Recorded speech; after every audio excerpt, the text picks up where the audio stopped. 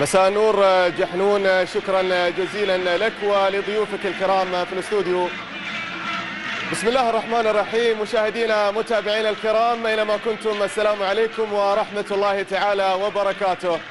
هذه تحية طيبة ملؤها المحبة والسلام نبعثها لكم عبر قناة عمان الرياضية، واهلا وسهلا بكم في هذه القمة المنتظرة المرتقبة. إنه ديربي السلطنة وديربي محافظة ظفار الكبير، ظفار والنصر وظفار هنا في دور ال16 من الكأس الغالية، كأس جلالة السلطان المعظم لكرة القدم في نسختها 44 موسم 2015-2016. وهذه المباراة الكبيرة المقامة هنا في هذا الملعب الجميل الذي يحمل ذكريات جميلة أيضا للفريقين. الحديث عن المجمع الرياضي بصلالة، الملعب الذي شيد عام 1990 ويتسع لقرابة 7500 متفرج. إذن ظفار والنصر مشاهدينا الكرام اسمان كبيران بكل ما تحمل الكلمة من معنى، تاريخ كبير حاضر يتمنى الفريقان أن يكون مميزا هذا الموسم، ومستقبل بطبيعة الحال العمل سوف يكون كبير على أن يستمر وضعية أو تستمر وضعية ومكانة الفريقين كما عهد جماهيرهم ومحبيهم والجميع هنا في الوسط الرياضي في السلطنة. موسم إلى الآن بالرغم من التذبذب الذي مر به الفريقان منذ انطلاقته وحتى هذه اللحظة، إلا أن الاحتمالات والفرصة لا زالت حاضرة للفريقين للمنافسة على البطولتين. الحديث عن بطولة الدوري وعن الكأس الغالية. نتكلم عن نادي ظفار الذي يأتي رابعا في سلم ترتيب دورينا ب 22 نقطة، وتفصل نقطة واحدة عن النصر صاحب ال 21 نقطة. وكما تعلمون بأن العروبة متصدرا ب 25 نقطة، يعني فارق النقاط بينه وبين المتصدر العروبة ليس بذلك الفارق الكبير. وبالتالي انطلاقة دور ثاني صح التعبير، النصف الثاني من الموسم تبدأ من خلال هذا اللقاء الكبير. فمن منهما يا ترى ينجح في مسعاه ويوفق في الانتصار لأن تكون انطلاقة حقيقية ودفعة معنوية كبيرة للغاية للفائز في هذا المساء. نبدأ مشاهدينا متابعينا الكرام بتشكيلة نادي ظفار في مباراة اليوم. حراس المرمى لعبد الله العلوي، اسلوب اللعب راح يكون 4-2-3-1. خط الدفاع من الجهة اليمنى لليسرى عامر الشاطري، نبيل عاشور، حمدي المصري ومحمد ربيع. لاعبي وسط ارتكاز محب عوض وعبد الله فواز. امامهم الثلاثي قاسم سعيد، حسين الحضري وعلي سالم. ويبقى القادم الجديد وليد السعدي كراس حربة صريح. بينما النصر ايضا يدخل بنفس الاسلوب تقريبا 4-2-3-1. حراس المرمى كالعاده للنجم الكبير فايز الرشيدي. خط الدفاع من الجهه اليمنى لليسرى خالد اسكندر، فهد نصيب، ناصر شملي وعزان عباس. لاعبي وسط ارتكاز احمد سالم وكيم جوي هيون، بالاضافه للثلاثي اللي راح يكون امامهم مازن السعدي، محمد جمالو، جمعه درويش. وفي المقدمه مامادو سورونالجا يبقى ايضا وحيدا.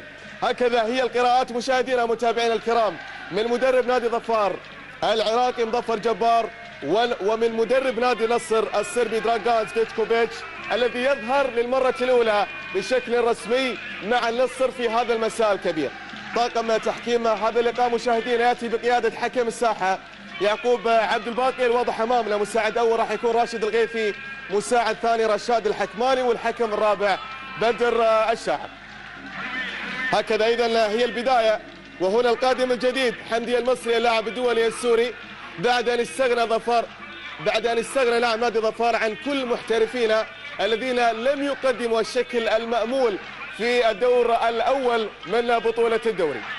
دكة بدلاء نادي ظفار، ويبقى هذا الاسم المميز حاضر هاني الضابط. بينما هنا أيضا دكة بدلاء نادي النصر. لحظات قليلة مشاهدينا متابعينا لما كنتم، وتأتي صافرة هذا الرجل يعقوب عبد الباقي وبداية هذا اللقاء الكبير.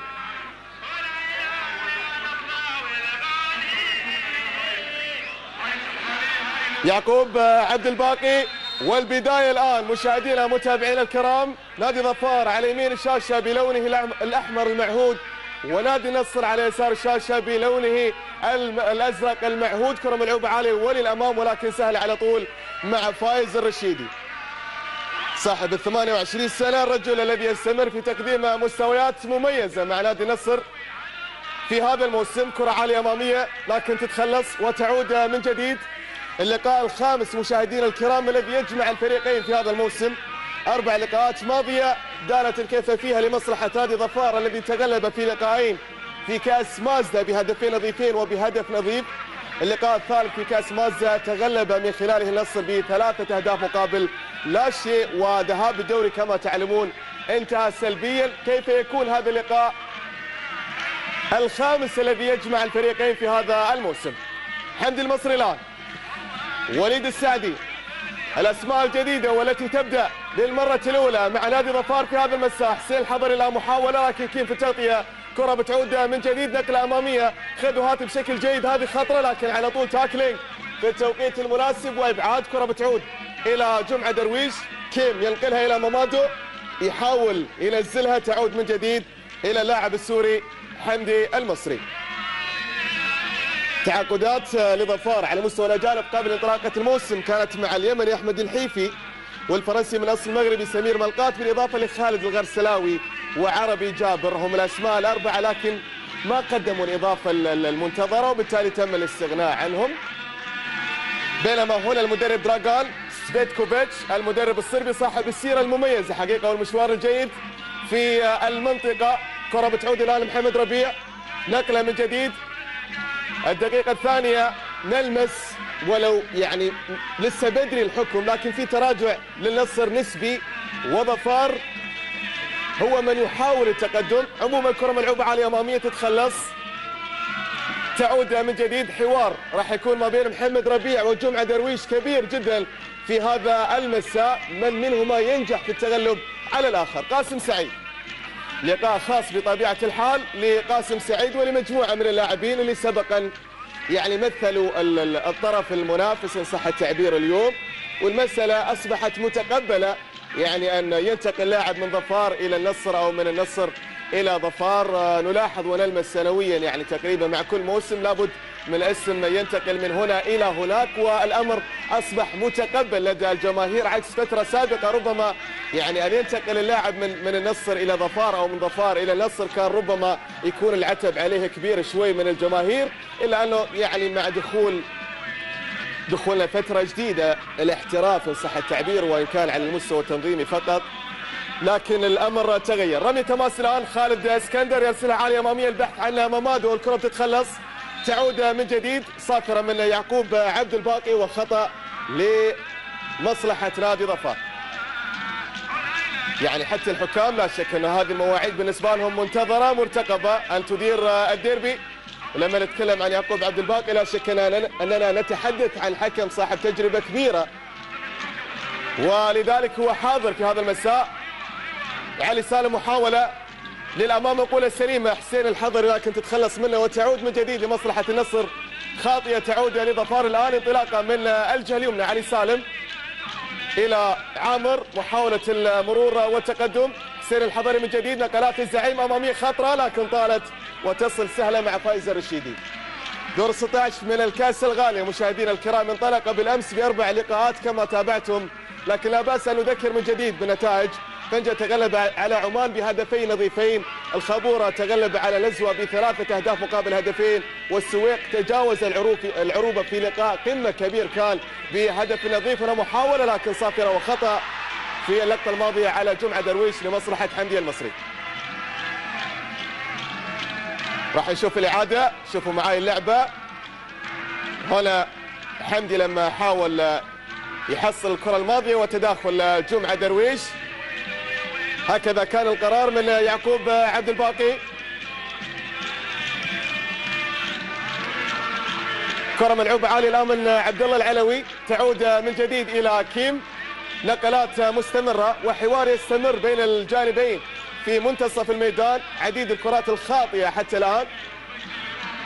5 دقائق الأولى لا شك أن هنالك يعني نسبة من الضغوطات الملقاة على عاتق اللاعبين. السعدي لا محاولة لكن تتخلص منها وتعود إلى كيم مرة أخرى إلى مازن السعدي، ضغط ممتاز، الكرة تبعد وتتخلص من جديد. نبيل عاشور بخبرة السنوات يبعد الكرة الماضية.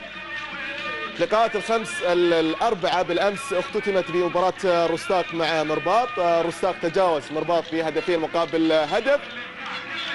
وبالتالي المتأهلين بالأمس فنجة والخابورة والسويق بالإضافة للرستاق. اليوم مسقط تغلب على صحار وأقصى وبالتالي وصل لدور ربع النهائي. صلالة تجاوز الوحدة بهدفين مقابل هدف.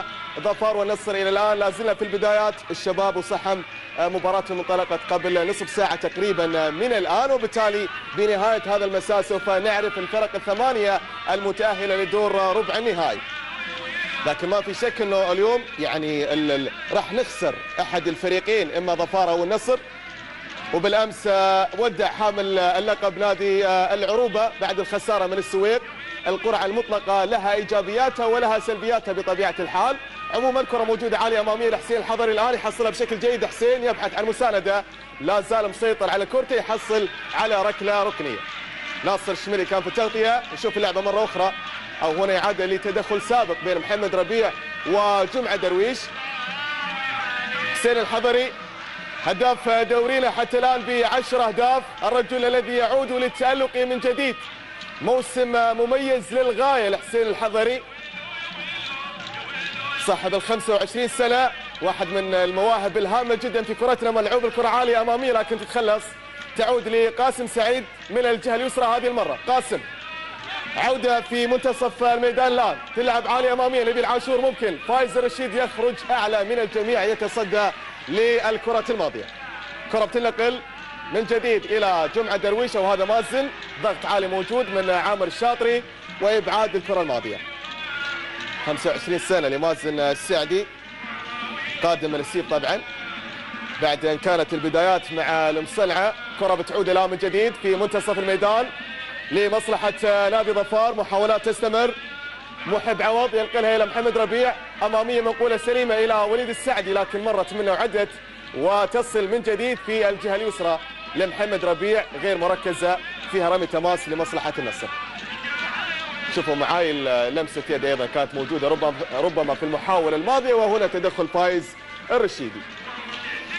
في آخر 35 مباراة جمعت الفريقين عزيزي المشاهد الكريم، ظفار تغلب في 15 والنصر في 8 والتعادل كان حاضر في 12. جمعة درويش الآن عرضية للأمام. الله الله الله الله الله الله الله الله الله، هي الأخطر حتى الآن، لكن عبد الله العلوي في التوقيت المناسب، في التوقيت المناسب يتصدى للتهديد الحقيقي الأول في الديربي الكبير. شوفوا معي جمعة، العرضية الملعوبة في المكان السليم لكن مرت من مازن السعدي، والعلوي يتصدى، العلوي يتصدى، مرت بردا وسلاما على مرمى ظفار.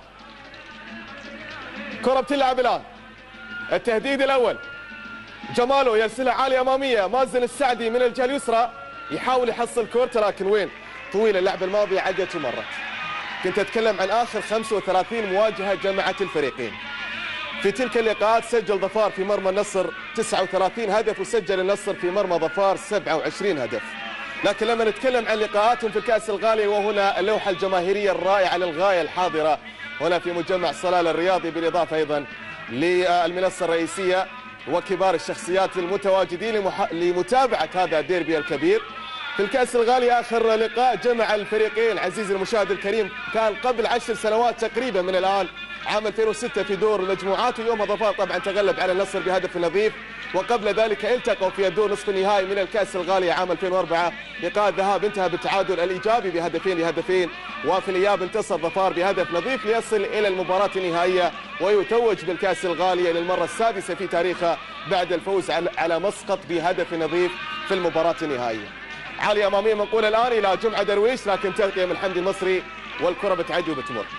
يعني من خلال الأرقام اللي ذكرناها حتى الآن نلاحظ أن هنالك أفضلية مسجلة لمصلحة الزعيم في اللقاءات المباشرة التي جمعت الفريقين، لكن أيضا نتذكر الموسم الماضي، يعني هذه الأرقام صحيح أنها تسجل وتبقى في التاريخ، لكن النصر تمكن من تسجيل انتصار كبير جدا على ظفار الموسم الماضي بثلاثية، وهذا الموسم أيضا في كأس مازدا للمحترفين. وبالتالي يعني صحيح أن التاريخ تبقى له قيمته الخاصة، لكن دائما وابدا نقول بأنه الديربي له خصوصيته ولا تفاصيله ولا أيضا تحضيراته الخاصة، وبالتالي أعتقد أنه يعني الفيصل يبقى 90 دقيقة اللي راح تكون حاضرة أمامنا، بالإضافة إلى ركلات الترجيح المباشرة في حال استمرت الأمور بالتعادل الإيجابي بين الطرفين. وكما تعلمون بأنه تقرر ألا تكون هنالك أشواط إضافية في هذا الدور.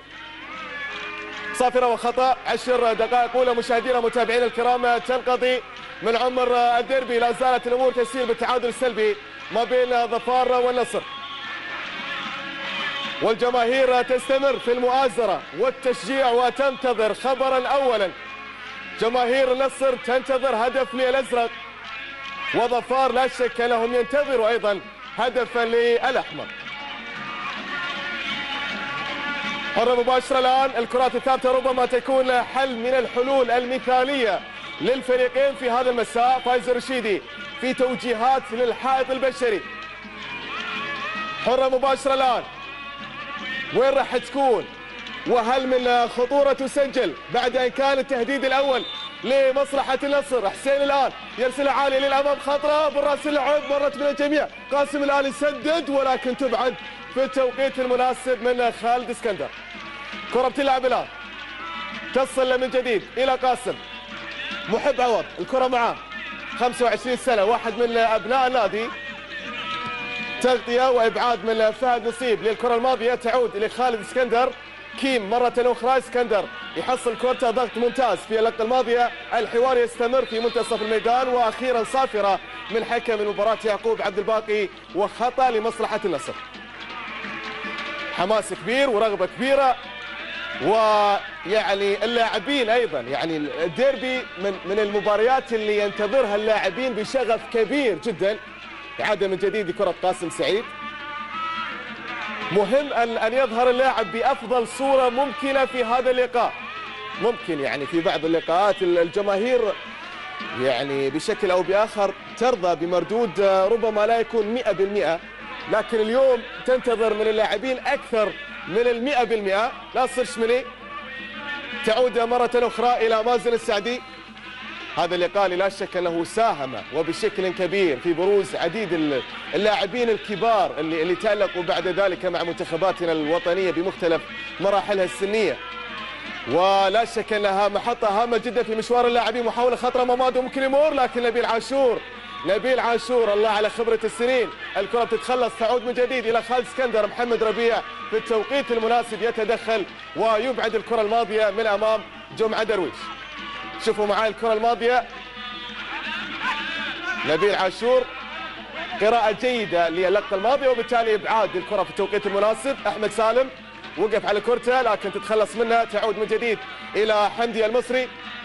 أمامية منقولة لحسين الحضري، الآن وقف على كرته بشكل ممتاز، نقلها للأمام، البحث عن وليد السعدي المتسلل، وبالتالي ركلة حرة غير مباشرة لمصلحة نادي النصر. شوف اللعبة مرة أخرى، تمريرة حسين الحضري والكرة اللي كان متسلل من خلالها وليد السعدي، لكن أعتقد أنه أمر ممتاز جدا بالنسبة لوليد. يعني يأتي في فترة الانتقالات الشتوية مع نادي ظفار، ويبدأ مباشرة من الديربي أمام النصر بشكل أساسي. هذا أمر جيد، وإحنا عارفين أنه وليد يعني في فترة من الفترات كان يقدم عطاءات مميزة، وكان حاضر ومنافس على صدارة هدافي دورينا، وحاضر بشكل لافت مع المنتخب الأولمبي. إمكانيات جيدة يمتلكها وليد، لكن مسألة الاستمرارية اللي يفتقدها عديد اللاعبين حقيقة في ملاعبنا هي المشكلة حقيقة اللي أراها في أن يسطع نجم هؤلاء اللاعبين. مهم أنك تستمر جيد، تقدم موسم استثنائي، تنافس على صدارة الهدافين، لكن الاستمرارية مطلوبة. عديد اللاعبين اللي للأسف الشديد انتهوا بشكل سريع، وكنا نتوقع منهم الشيء الكثير. الآن الفرصة تتجدد لوليد السعدي، فهل يستغلها؟ كيم الآن لمصلحة النصر، ملعوبة عالية ولكن تتخلص في التوقيت المناسب. تعود من جديد إلى مازن السعدي، ربع ساعة أولى في طريقها لأن تنقضي، وإلى الآن ما من جديد في الدربي. وليد الكرة معاه، تتغير من عامر الشاطري بشكل ممتاز إلى قاسم سعيد، لكن جمعة درويش مرة أخرى يعود. الكرة تصل إلى جمالو صاحب 28 سنة، وهنا قاسم سعيد شوف التدخل الماضي ما بين قاسم وجمالو. 28 سنة نعم لجمالو. بداية لهذا اللاعب الكيني، لا شك انها كانت من مسقط راسه كينيا مع نادي ماذر يونايتد، ثم الى غانا مع لايبرتي بروفيشنالز، وبعد ذلك المحطة الاحترافية الاولى في اوروبا كانت في السويد مع نادي ايك بونغز السويدي. راح نكمل بعد هذه المحاولة. جمعة درويش يرسلها عرضية عالية امامية في مكان جيد، عبد الله العلوي يخرج والكرة خطيرة لكن تتخلص صافرة، وخطأ على كيم، خطأ على كيم وبالسلامة ان شاء الله لعامر الشاطر. يبدو مباراة الى الان اراها جيدة حقيقة، في سرعة في الاداء من الجانبين، في محاولات. شوفوا معي اللقطة الماضية من جديد، علي سالم هو من يسقط مصابا، لكن الى الان نفتقد للتهديد الحقيقي على المرميين. تبقى كرة النصر هي الاخطر حتى الان، عرضية جمعة درويش ومتابعة مازن السعدي، لكن العلوي كان حاضر بشكل ممتاز. جماهير ظفار حاضرة وبشكل متميز في هذا المساء، حالها من حال جماهير النصر المتواجدة أيضا بشكل فاعل. وكما ذكرت بأنه الفريقين إلى الآن وضعيتهم جيدة في الكأس الغالية وبطولة الدوري، لكن اليوم وهذا المساء سوف نودع واحدا منهما، فمن يكون جميل. يعني لما يرجع النصر وظفار لوضعهم الطبيعي، لا شك أنه هذا الأمر يثري مسابقاتنا المحلية بشكل كبير. ومتى ما عادت الأندية صاحبة التاريخ، هذا الأمر لا شك أنه يضيف لبطولاتنا المحلية، في ظل وجود أيضا مجموعة من الأندية المتميزة جدا في السنوات الماضية، والتي تسجل علاقة متميزة مع منصات التتويج في هذه الأيام. بالتالي متى ما كان يعني الغالبية حاضرين في مستوياتهم الطبيعية، هذا الأمر يعني يسعدنا بشكل كبير وينعكس إيجابا أيضا على منتخباتنا بشكل عام. وحسين الحضري واحد من الناس المراهن عليهم بشكل كبير في مباراة اليوم بالنسبة لجماهير الزعيم. كرة بتلعب من عبد الله العلوي عالية وللأمام، وليد السعدي وحيدا في أغلب المواعيد، لكن تتخلص هذه في التوقيت المناسب. محتاج إلى دعم أكبر وليد. إلى الآن يعني نلمس حضور جيد من ناصر شملي وفهد نصيب في انسجام جيد، وأيضا طول القامة يساعدهم بشكل كبير في الكرات الهوائية. محمد جماله من جديد، كرة إلى خالد اسكندر، عودة لفهد نصيب 29 سنة، الموسم الثاني مع النصر قادما من ظفار. جماله مرة أخرى الدربي ولحظات من الهدوء إن صح التعبير. مامادو الآن يحاول فيها، تدخل من حمدي المصري في التوقيت المناسب، إبعاد الكرة الماضية، رمي تماس لمصلحة نادي النصر.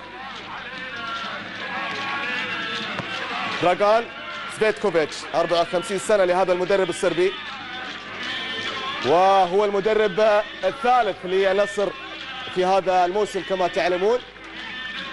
كرة موجودة من جديد إلى مامادو، محمد جماله يرسلها عالية أمامية وأرضية ما كانت موفقة، وبالتالي تعود من جديد إلى ناصر شملي، ينقلها في الجهة اليسرى إلى مازن السعدي. انتشار جيد للنصر في هذه اللحظات.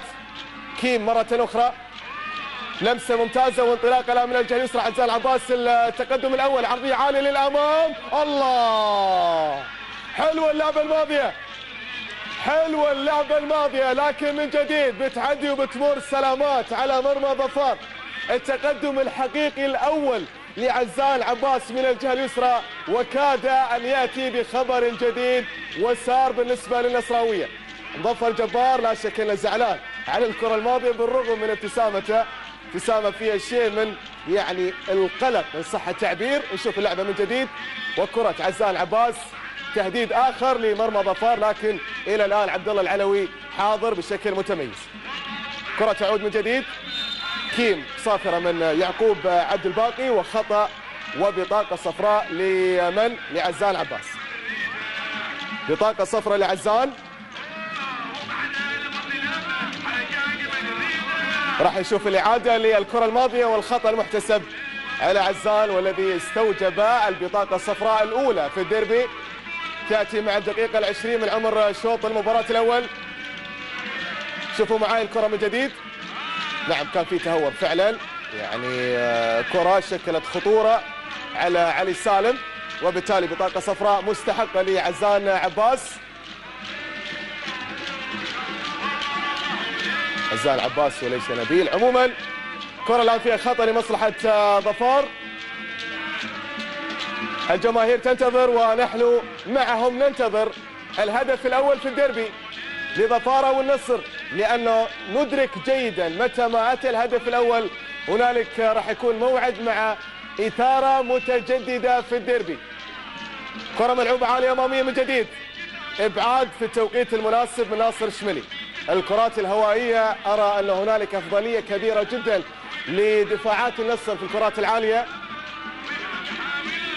كرة الآن في رمي تماس من جديد لمصلحة نادي ظفار مرة أخرى.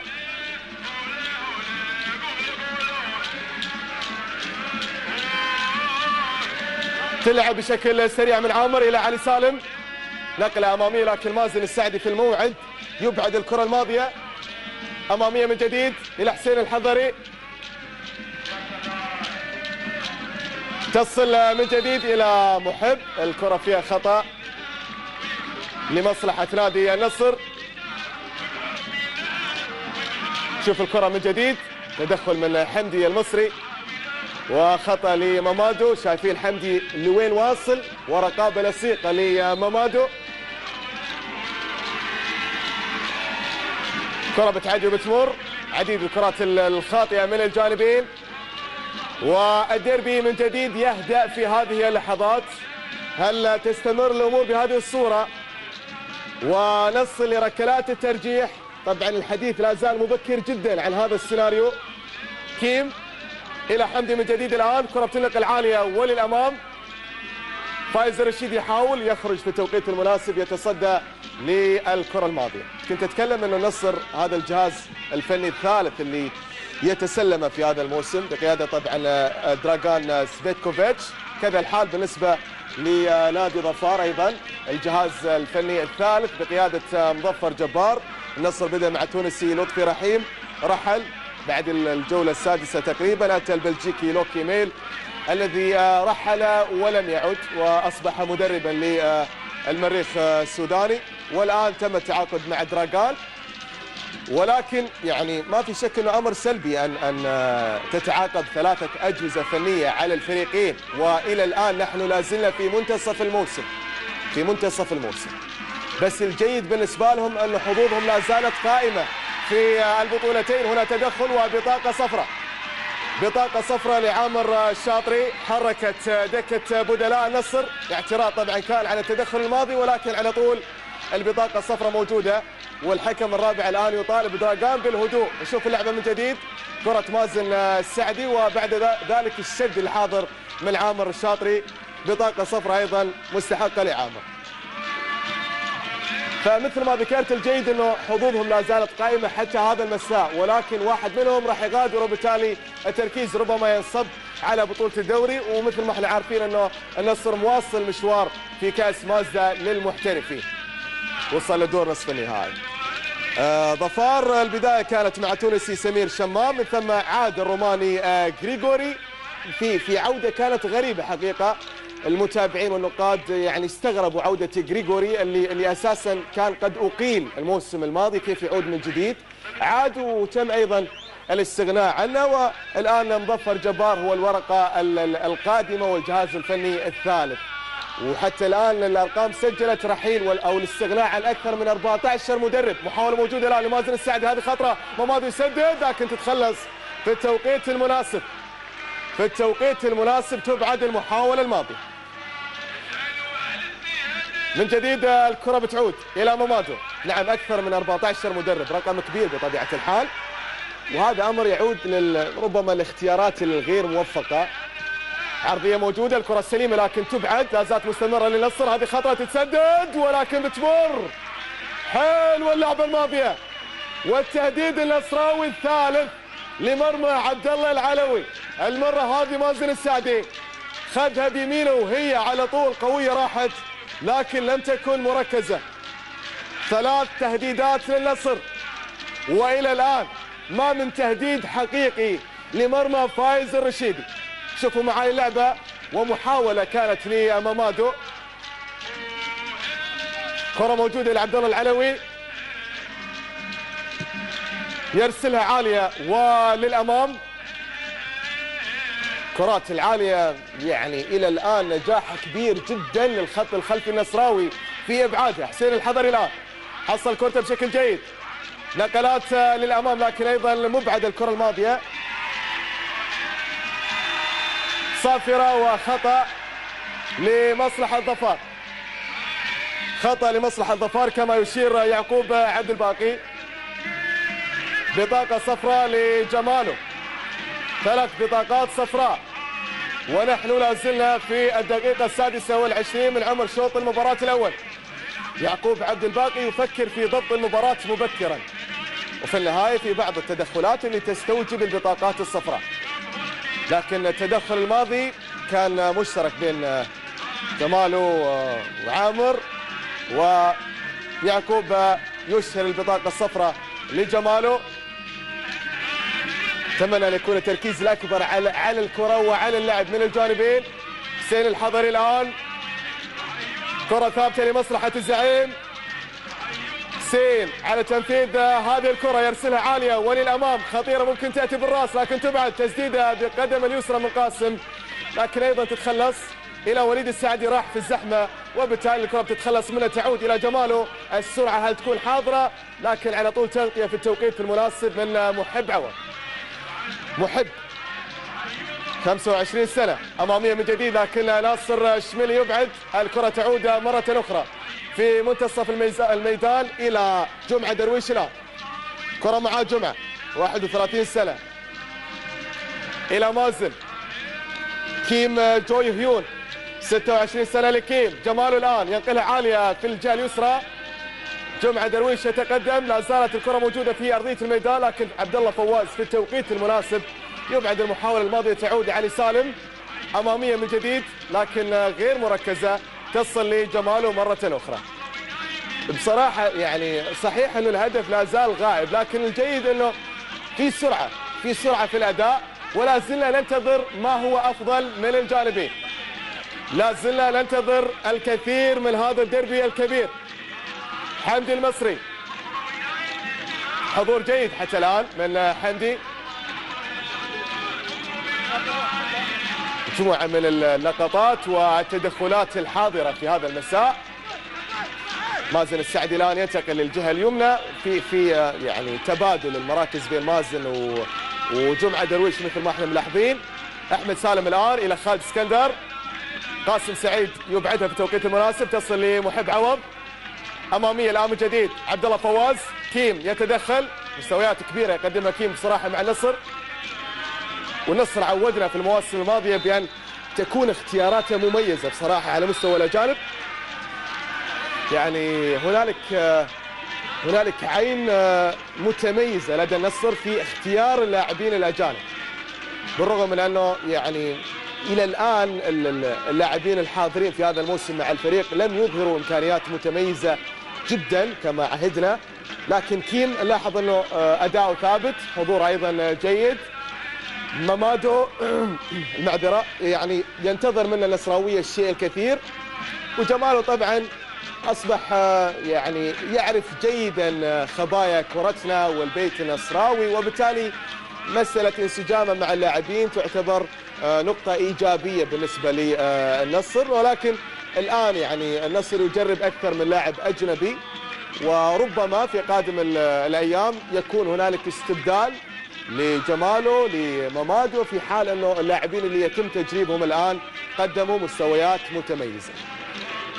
وعلى ذكر الانتقالات وهذه الفترة، مظفر جبار كان له حديث مع صحيفة الزمن حول هذا الموضوع، ذكر بأنه توقيت فترة الانتقالات الشتوية كانت أو يراها سيئة، توقيت سيء، لأنه الفترة هذه تعتبر فترة حاسمة جدا للفرق الواصلة لدور 16 من الكأس الغالية، واللي كانت حاضرة أيضا في الدور 32، بالإضافة لأنه يعني لم يعد يفصلها إلا أيام قليلة عن استكمال بطولة الدوري، وبالتالي الأندية ما عندها الوقت الكافي لتجريب اللاعبين الأجانب الجدد، وفي نفس الوقت هم يعني غير مستعدين على التعاقد مع أي لاعب. لذلك نادي الظفار قرر الاستغناء عن اللاعبين المحترفين الأربعة، والآن حمدي المصري هو القادم الجديد، حتى الآن يقدم مستويات جيدة، وننتظر الأيام القادمة ما الذي سوف تسفر عنه.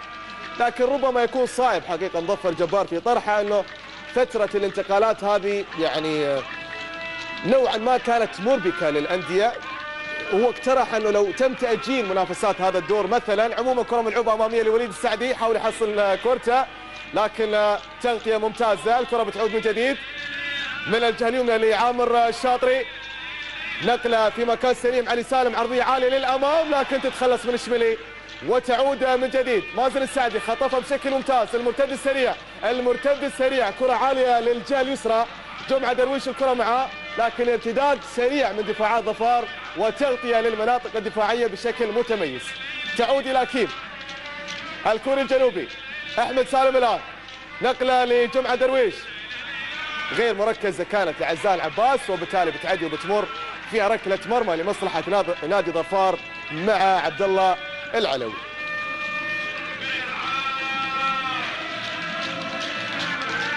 الجماهير تستمر في المؤازرة والتشجيع ولا زالت تنتظر خبرا جديدا، وما أجملهم حقيقة في هذا الحضور.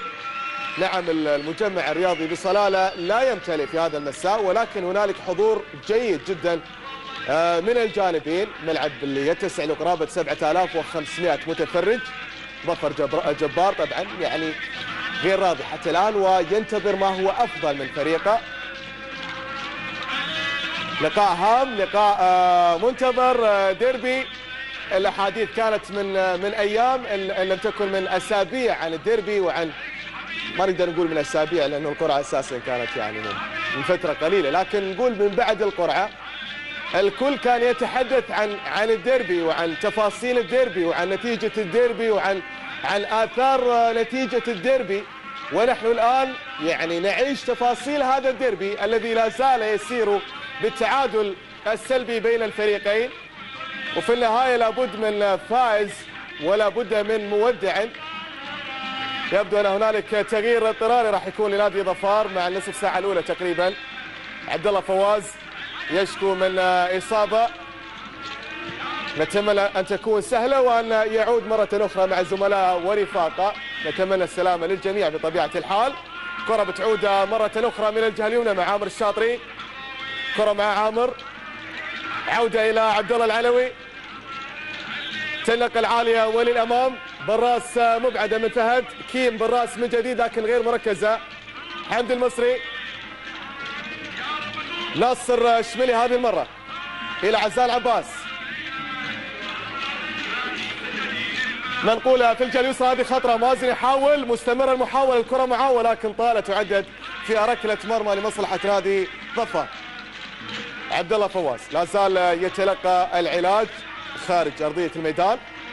نصر يعني تحضيرات كانت على مستوى عالي جدا قبل انطلاقة هذا الموسم وتعاقدات كبيرة أجراها الفريق يعني على مستوى اللاعبين المحليين، فايز الرشيدي، أحمد القريني، عزال عباس، ناصر الشملي، جمعة الجامعي، أحمد السيابي، سعيد الضبعوني، مازن السعدي. كل هذه الأسماء تم التعاقد معها قبل انطلاقة الموسم،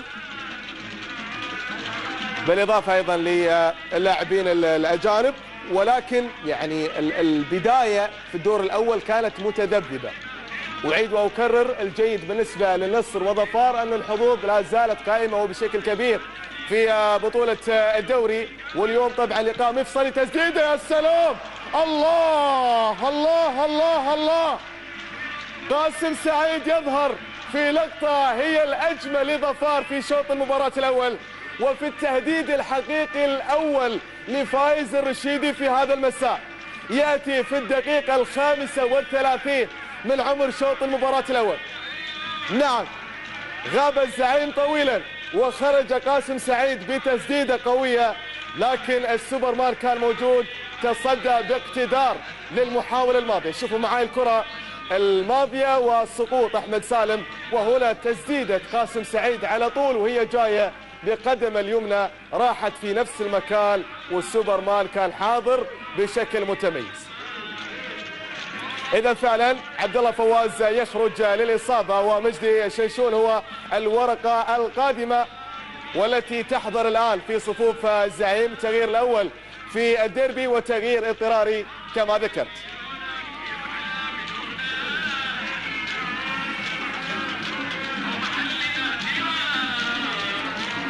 رمي تماس، عامر الشاطري الآن على تنفيذ هذه الكرة.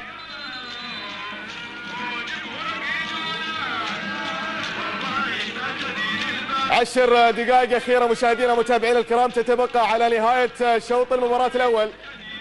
هل يجد جديد فيها؟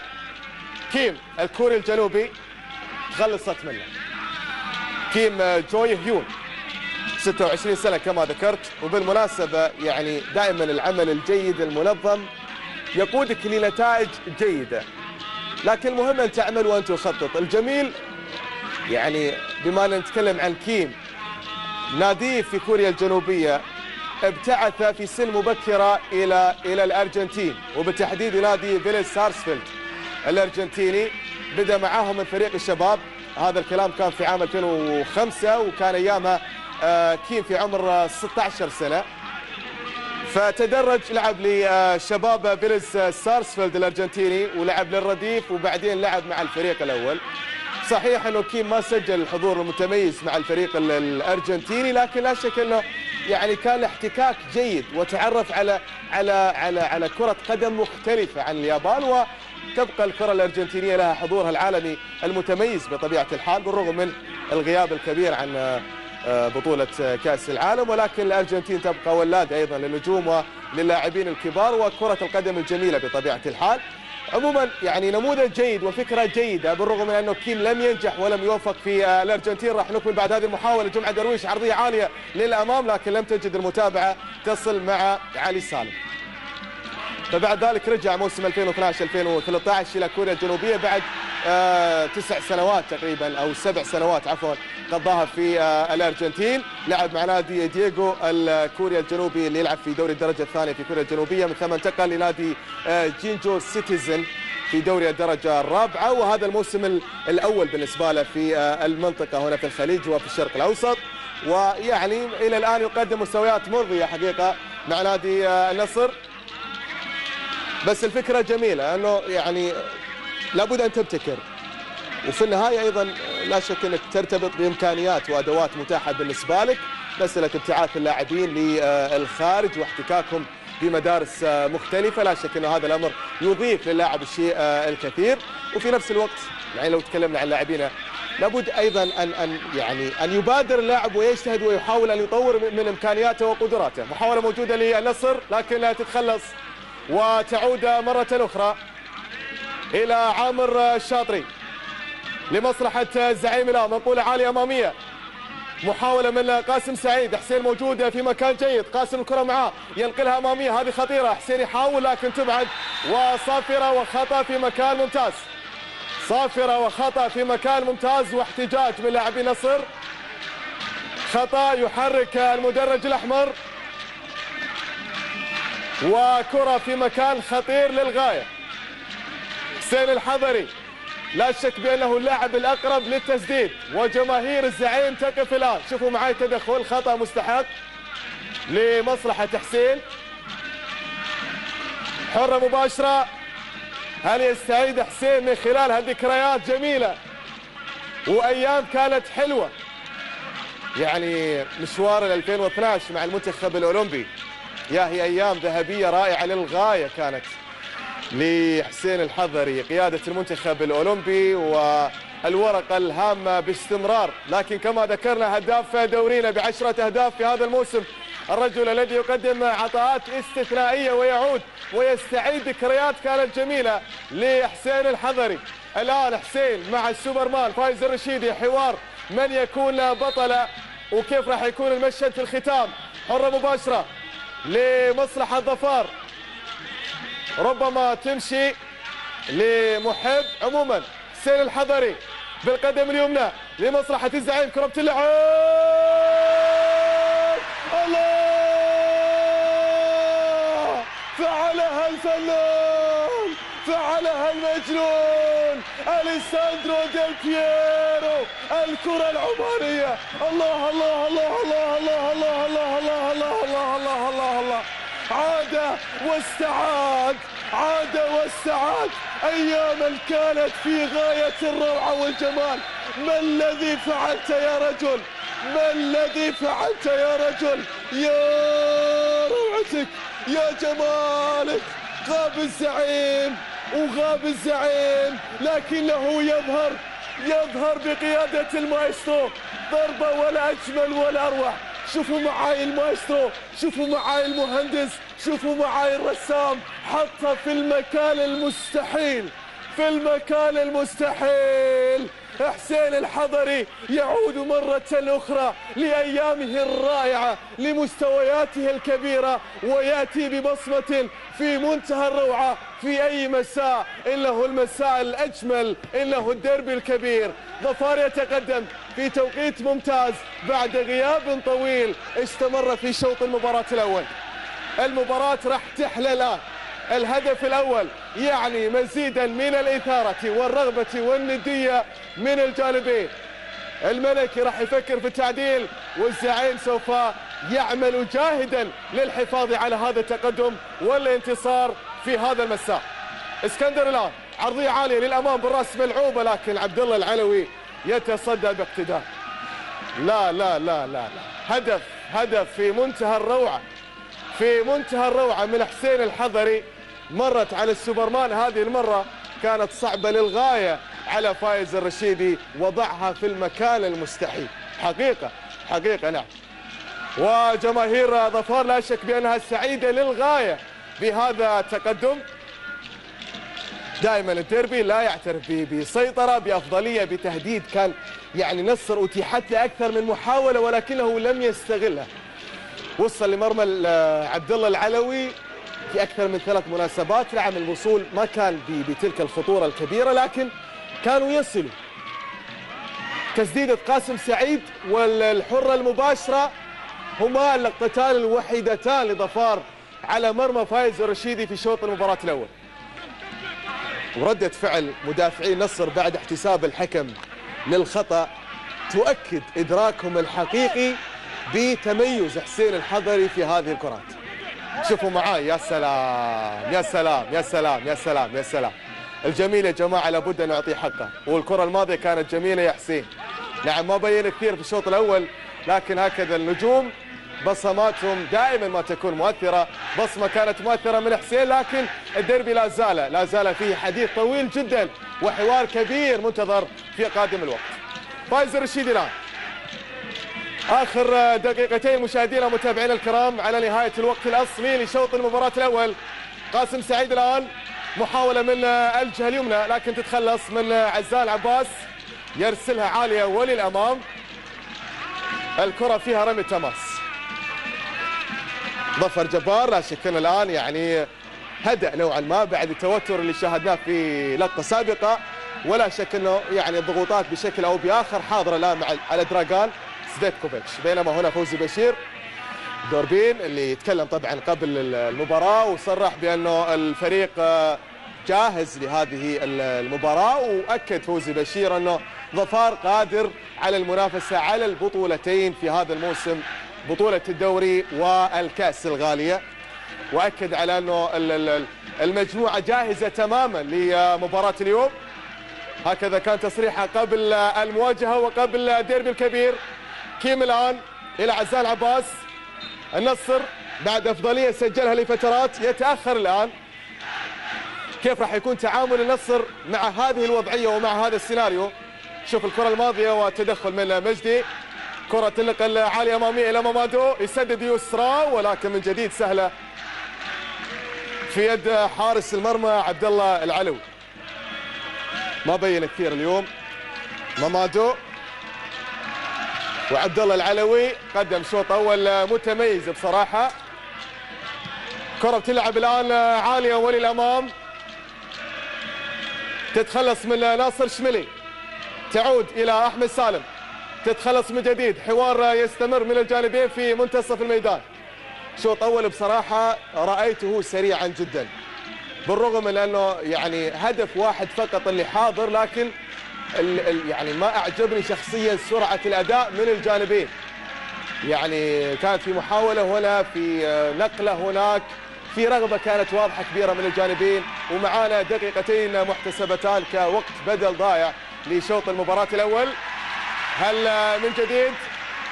والديربي كما ذكرت مفتوح على كل الاحتمالات. كل الاحتمالات، لكن لا شك انه الافضليه الان لمصلحه الزعيم. وهنا اعاده من جديد لكره مامادو. علي سالم، كره منقوله الى كيم. جمال الان ضغط من وليد السعدي، تعود الى كيم افضل لاعبي النصر في شوط المباراه الاول. خالد اسكندر، الكره مع خالد، يفكر في العرضيه، ملعوبه عرضيه للامام لكن مبعده من حمدي المصري. تعود لاحمد سالم من جديد الى الكوري الجنوبي. كيم، جمالو الكيني الى الكوري الجنوبي. كيم الكره معاه، يرسلها عاليه اماميه. اللحظات الاخيره هذه خطره، نبيل عاشور يخلص.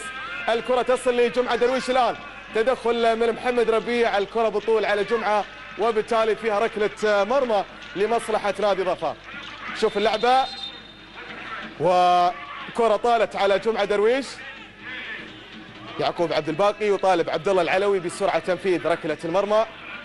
جميل في يعقوب حقيقه انه يحضر بصرامه مع غالبيه المواقف، وهذا الامر يعني يعطي اللاعبين رساله حقيقيه بانه لابد ان تكون الجديه والتركيز على اللعب هو الهدف الاسمى بالنسبه لهم في هذا المساء.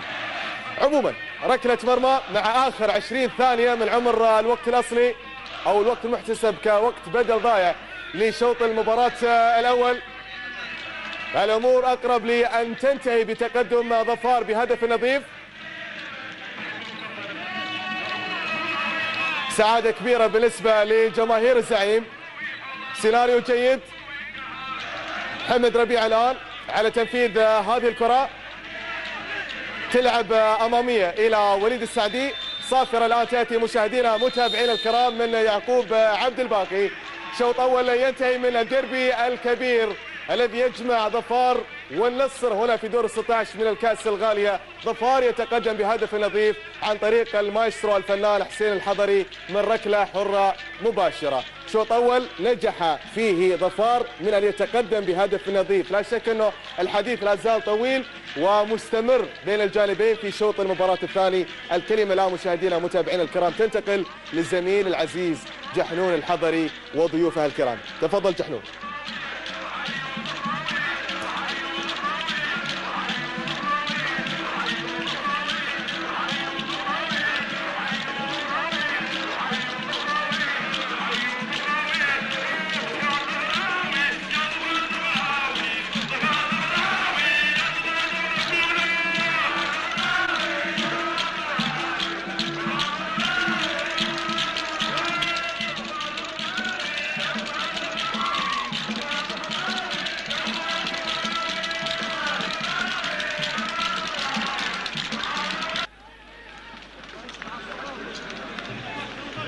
ضيوفك الكرام في الاستوديو.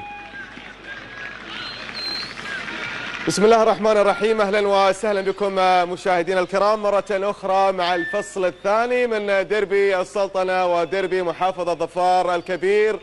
الحديث عن مباراة ظفار والنصر هنا في دور 16 من الكأس الغالية في نسختها 44 موسم 2015-2016. كنا قد تركنا الشوط الأول ينتهي بتقدم نادي ظفار بهدف نظيف سجل المايسترو حسين الحضري من ركلة حرة مباشرة في غاية الروعة والجمال، وبالتالي الزعيم نجح في التقدم في الفصل الأول إن صح التعبير. ماذا عن الفصل الثاني؟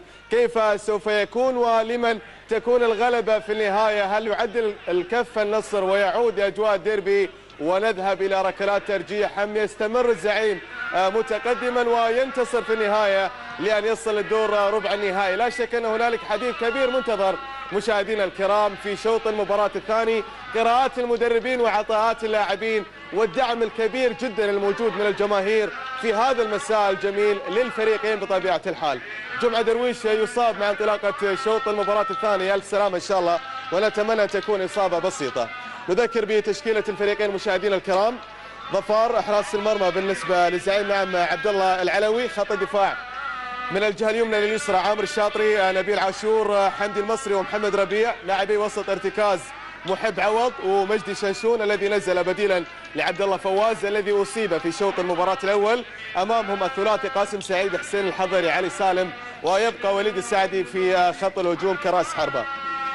بينما النصر يستمر بنفس الأسماء التي بدأت شوط المباراة الأول، ما من تغييرات. حراسة المرمى لفايز الرشيدي، اسلوب اللعب 4-2-3-1. خط الدفاع من الجهه اليمنى لليسرى خالد اسكندر، فهد نصيب، ناصر شملي وعزال عباس. لاعبي الوسط الارتكاز احمد سالم وكيم جوي هيون.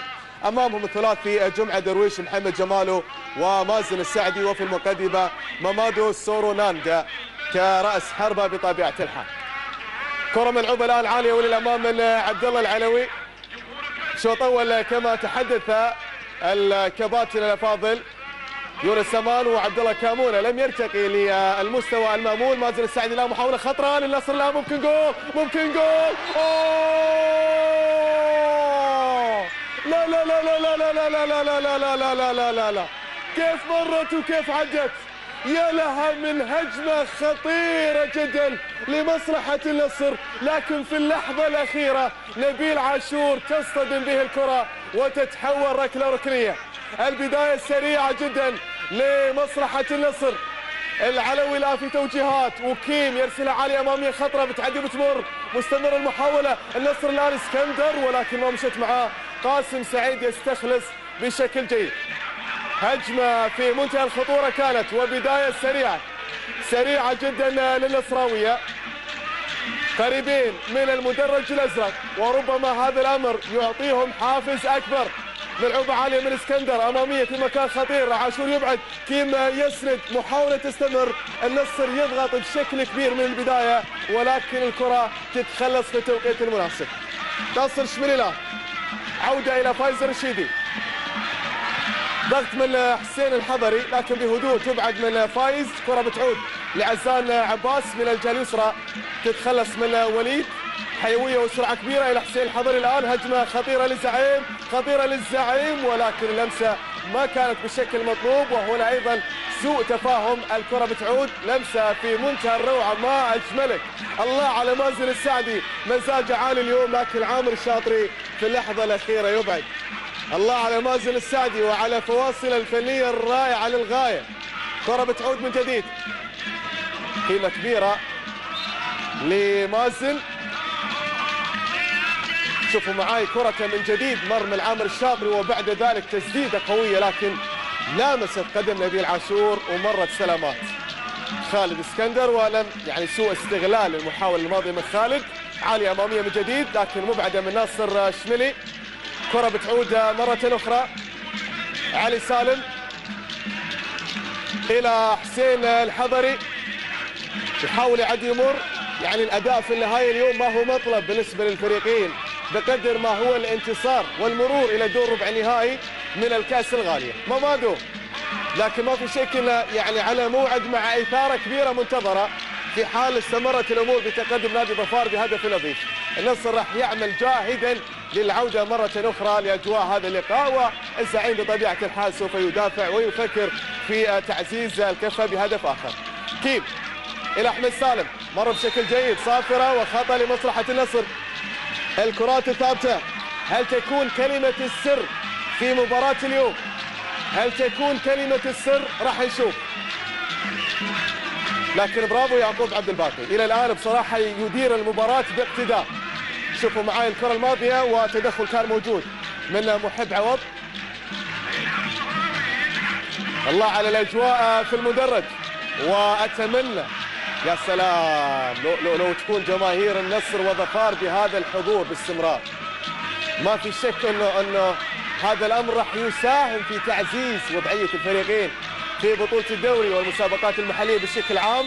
كره مباشره الان، عزال عباس بقدم اليسرى عاليه للامام، ولكن تبعد من اللاعب اللي يسجل حضوره بشكل متميز مع الزعيم في الظهور الاول. الحديث عن المدافع حمدي المصري اللاعب السوري. بنية جسمانية ممتازة وهدوء كبير وحضور متميز حتى الآن. مازن السعدي، كرة إلى عبد الله العلوي. سنوات من الغياب للفريقين، نعم سنوات من الغياب، نتكلم عن ظفار و5 سنوات تقريبا وهو غائب عن الفوز بالكأس الغالية. آخر بطولة كانت في 2011 على حساب الاتحاد. والنصر كذا الحال بالنسبة له، غياب يستمر لأكثر من 10 سنوات عن الكأس الغالية. آخر بطولة كأس فاز بها النصر كانت عام 2005 هنا حسين الحضر يرسلها اماميه لكن سهله مع فايز الرشيد. ونصر ايضا غيابه طال عن بطوله الدوري، اخر بطوله كانت موسم 2003 2004، يعني ايضا اكثر من 10 سنوات. كذا الحال بالنسبه للزعيم، واخر بطوله دوري كانت موسم 2004 2005، متتابعتين البطولتين. وهنا تسديد من بعيد غير مركزه من خالد اسكندر. غياب حقيقه انه غياب كبير وطويل. لما نتكلم عن ناديين بحجم وقيمته ومكانه الظفار والنصر، يعني قرابه ال10 سنوات من الغياب عن بطوله الدوري، لا شك انها فتره ليست بالقصيره. ولكن كما ذكرت في فترات من عمر شوط المباراه الاول بانه الوضعيه جيده للفريقين في سلم ترتيب دورينا حتى الان. لكن كيف يكون التعامل مع المرحله القادمه والجولات القادمه؟ هذا هو السؤال المطروح. الادوات تتصور بانها جيده، ولكن هل تسعد الفريقين على المنافسه على بطوله الدوري والاستمرار للختام؟ هذا ما نرجوه، كما نرجو التوفيق لجميع الانديه المنافسه على بطوله الدوري، لان نشهد اثاره ومتعه كرويه كبيره في قادم المواعيد في دورينا في هذا الموسم. سقوط اخر يبدو، وهنا رقابه مستمره على مامادو، يا اما نبيل عاشور او اللاعب السوري حمدي المصري، باستمرار مع مامادو. توجيهات بطبيعه الحال من مظفر جبار المدرب العراقي. وهنا احمد مانع ورقه من الاوراق للزعيم اللي تجري الاحماء وباسم الرجيبي. لكن اعتقد انه مظفر جبار ما راح يبدا تغيير، لانه الى الان المجموعه تسير بالشكل الذي يريد. لكن ربما نرى تغيير قريب من دراغان زفيتكوفيتش الصربي مدرب النصر، لانه مطالب بتعديل الكفه. واعتقد انه من اهم الاوراق اللي قد تسعفه للعوده من جديد لاجواء هذا اللقاء سعيد الضبعوني، جمعه الجامعي، عبد الله نوح، حلول جيده في منتصف الميدان بالنسبه للنصر. لكن نتريث قليلا ونرى كيف تسير الامور في الدقائق القليله القادمه. عبد الله العلوي الان بهدوء يتحصل على الكره الماضيه. 10 دقائق اولى مشاهدينا متابعينا الكرام في طريقها لان تنقضي من عمر شوط المباراه الثاني. ولا زال ظفار متقدم بهدف نظيف سجل حسين الحضري في الشوط الاول مع الخواتيم لذلك الشوط، هدف من ركله حره مباشره في منتهى الروعه والجمال. رمي تماس الان، لاحظين انه ظفار يحاول قدر الامكان بقياده مظفر جبار تهدئه المباراه. ظفر يعني في حديثه عن هذا اللقاء ذكر بانه الحسابات معقده في هذا المساء، واكد على اهميه التحضير النفسي قبل مباراه اليوم.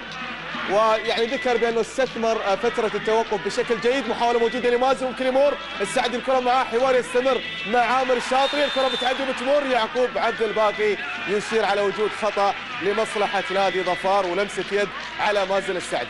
لكن والله مجهود كبير من مازن صراحه وعطاء متميز في الشوط الثاني. دراغان زفيتكوفيتش الصربي، هل من تغيير قريب يجريه هذا الرجل؟ راح نشوف. ظفر جبار ايضا في حديثه يعني تطرق او بالاحرى سئل في لقاء مع جريده الزمن عن هاني الضابط وقيمته ومكانته للمجموعه بشكل عام. ومن جديد مظفر جبار ينضم لسلسله المدربين الذين تعاقدوا تعاقبوا على تدريب الزعيم في السنوات الماضيه، واشاد كثيرا حقيقه بهاني الضابط واهميه وجوده سواء كان في ارضيه الميدان او خارج الميدان، للقيمه الكبيره اللي يمتلكها هذا الرجل لدى زملائه في الفريق. خبرة السنوات والتجربة الكبيرة لهاني الضابط لا شك أنها تعني الكثير بالنسبة للاعبين الشباب. وأنا دائما حقيقة ما أقول بأنه هذا مثال يجب أن يسير على خطاه اللاعبين الذين يفكرون جديا في الوصول إلى مستويات متميزة. تمر السنوات وتنقضي ويستمر هاني الضابط ما شاء الله تبارك الله في حضوره في الميادين. الله يعطيه الصحة والعافية وطولة العمر. عموما حرة مباشرة من جديد إلى كيم الكوري الجنوبي، واحد من أهم أوراق النصر. كيم يرسلها عالية للأمام خطرة، لكن من جديد حمدي المصري يبعد الكرة الماضية في التوقيت المناسب. أيضا واحد من أهم لاعبي ظفار في هذا المساء. ركلة ركنية الآن النصر يواصل ضغطه ويواصل عمله املا في التعديل سريعا. عرضيه عاليه اماميه براس النقل من اسكندر ولكن تصطدم بحمدي مره اخرى. كره تعود من جديد الان الى خالد. تراجع كبير من لاعبي ظفار. كره ملعوبه عاليه اماميه ولكن سهله من جديد مع عبد الله العلوي. صحافه لا شك ايضا من جديد نقف معها ومع تغطيتها لهكذا مواعيد.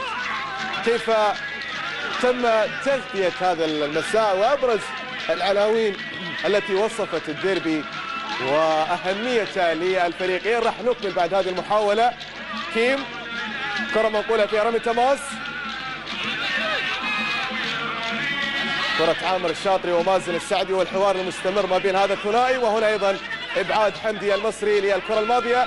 جمعه درويش نقله للامام. مازن السعدي ممكن مر وعدى. مازن يسدد. الله الله الله الله الله الله الله الله الله. حلوه من الاثنين. حلوه من الاثنين. ما اجملك ما اروعك يا مازن. ولكن مره اخرى عبد الله العلوي في التوقيت المناسب يتصدى ويبعد محاوله خطيره لمصلحه النصر. كره بتعود الان. الرجابي يخلص او هذا مجدي عفوا مجدي شنشون. شمالي الان يرسل الكره العاليه في مكان سليم الى مماد وما فيها شيء لكن على طول تدخل من حمدي المصري وابعاد للكره الماضيه. جمعه درويش الان سرعه في المباراه وفي رتم هذا اللقاء. حمدي فارق كبير صراحه بينه وبين اللاعبين اللي حضروا في الدور الاول مع نادي ظفار. عرضيه عاليه وللامام لا زالت مستمره الى مازن الان من الجهه اليسرى. مازن يرسلها عاليه اماميه في مكان جيد ممادو لكن عبد الله العلوي مره اخرى يتصدى وضغط كبير يستمر للنصر لكن الى الان لا يغير في النتيجه شيئا. الوطن اليوم عنونت النصر وظفار في ديربي اكثر من نار. وعمان وصفت هذا اللقاء بانها او وصفت هذه المباراه بانها المباراه الاقوى. الزمن عنونت قمه الحديد والنار والشبيبه. كلاكيت اخر بين الزعيم الظفراوي والملك النصراوي بالكاس الغاليه. الرؤيه وصفت المباراه بانها او بانه الديربي الابرز. كره بتعود الان. ما في شك انه يعني ما نختلف على قيمه واهميه ومكانه هذا الديربي الكبير. لذلك نحن ننتظر ما هو اجمل وافضل من الجانبين. الضبعوني اذا الورقه اللي كنا نتحدث عنها ينزل بديلا لجمعه درويش. محاوله لتعزيز خط الوسط الهجومي من المدرب الصربي دراغان سفيتكوفيتش. مع اقترابنا من نصف ساعه الاخيره من عمر هذا اللقاء. كره بتنقل الان. فهد نصيب 29 سنه كما ذكرت لفهد نصيب. كره ملعوبه اماميه لكنها تتخلص وتعود مع خالد اسكندر. بدايات مع مرباط ثم الاتحاد وهذا الموسم الثاني مع النصر لخالد اسكندر. الموسم الماضي قدم يعني عطاء متميز للغايه خالد. نوعا ما العطاءات تغيرت في هذا الموسم. احمد القريلي كان حاضر في اغلب المواعيد. نفس الامر اللي ذكرته في الشوط الاول. كثير من لاعبينا مجيدين ولديهم امكانيات متميزه لكن تبقى مساله الاستمراريه. عموما وليد السعدي الان نقله في مكان جيد. محاوله من علي سالم. يا سلام يا سلام الى حسين الحضري. ممكن الثاني حسين يحاول يسدد لكن وين. بعيد المره هذه. بعيد المره هذه من حسين. حاول يصطاد الزاويه البعيده لفايز الرشيدي. وهنا الضغط الكبير من وليد السعدي. تمريره جيده لعلي سالم. ثلاثي اللي يمتلك حيويه كبيره في خط هجوم نادي ظفار. حسين ووليد وعلي سالم. نشاط وسرعه ولياقه بدنيه عاليه يتمتع بها هذا الثلاثي. يحاول استغلال يعني البطء النسبي الموجود في اداء فهد نصيب وناصر شملي. ومتوقع ان نشاهد تقدم اكبر لدفاعات النصر في الفتره القادمه من عمر هذا اللقاء. واعتقد ان الاعتماد الكبير من مظفر الجبار في الفتره القادمه راح يكون على الكرات الطويله وعلى سرعه هذا الثلاثي. خطا موجود لمصلحه النصر من جديد. مباراه سريعه في شوطها الثاني. هنا تدخل محب عوض وخطا واضح. داودي يستمر. الرجل يعني اللي اصبح معروف الان في مدرجاتنا. جمعة الجامعي، الورقة القادمة بالنسبة للنصر. دراغان يدرك بأن الوقت ما في صالحة ولا بد من عودة سريعة. عزال عباس يرسلها عالية أمامية تتخلص بشكل جيد، لا زالت مستمرة لناصر الشمري الآن من الجهة اليسرى. كرة مع ناصر، ضغط موجود من عامر الشاطري، الكرة فيها رمي تماس لمصلحة النصر.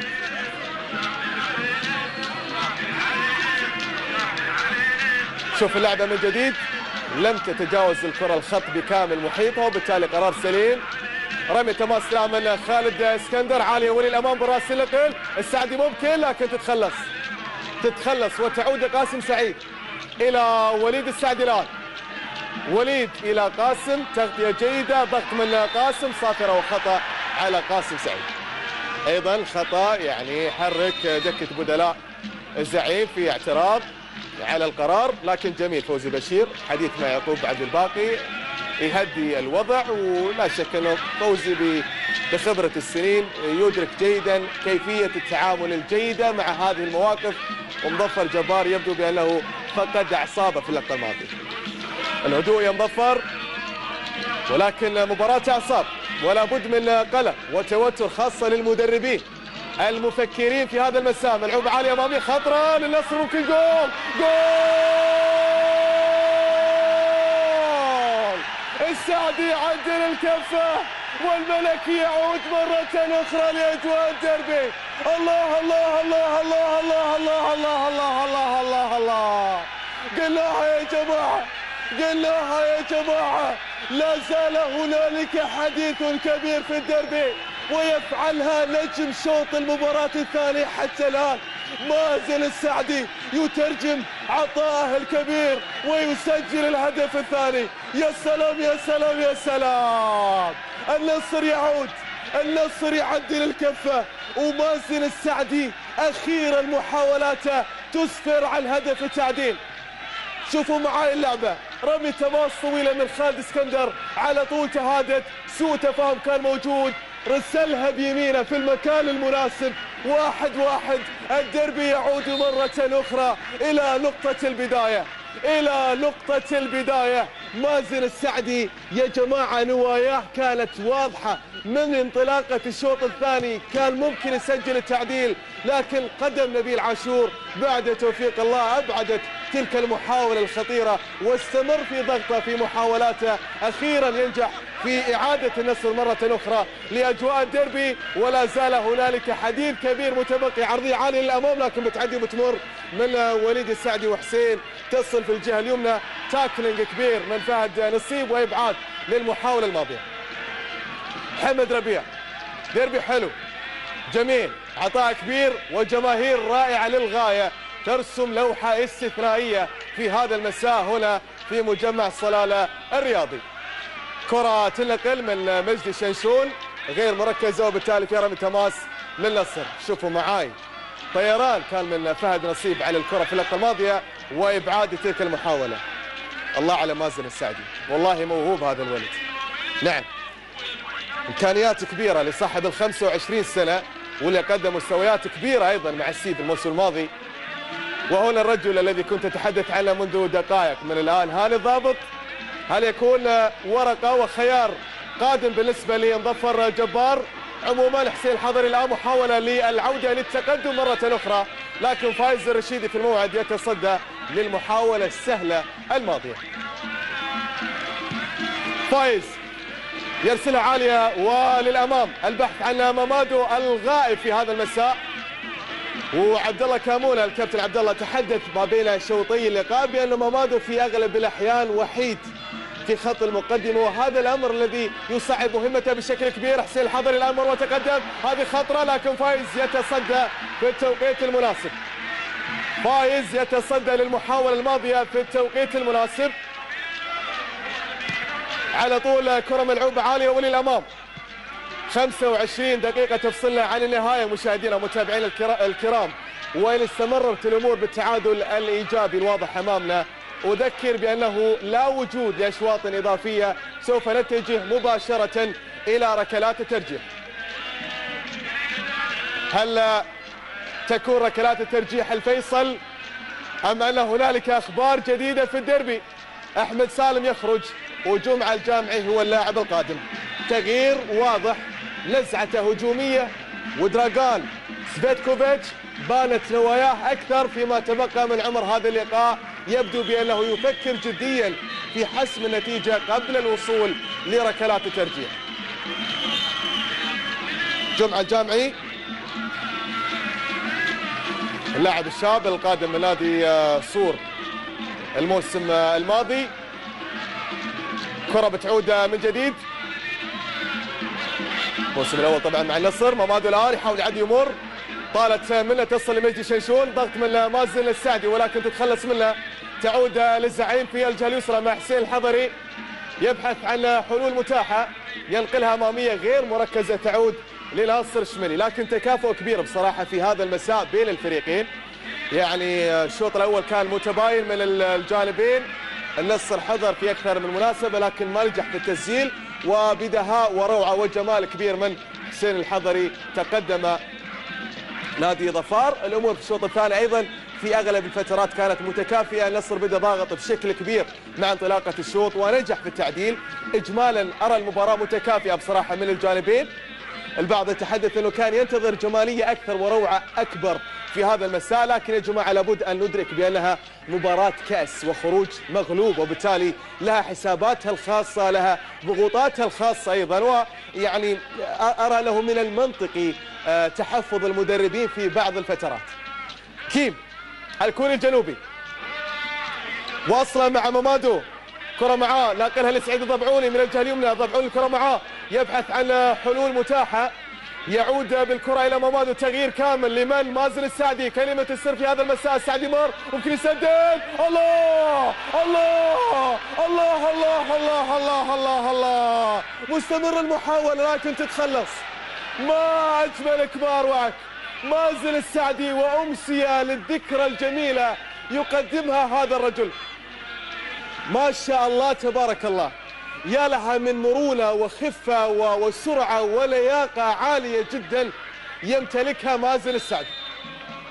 يعني مسألة المان تو مان بسهولة يمر من عامر الشاطري عندما يواجهها بشكل مباشر. شوفوا معاي الموقف هذا تكرر في أكثر من مناسبة، وبالتالي مطالبين بتغطية ثنائية على مازن السعدي. يتحدث عن دفاعات نادي ظفار، لأنه بهذا الشكل ما ممكن أن توقف مازن السعدي الذي يتجلى في هذا المساء، ونقول ما شاء الله تبارك الله.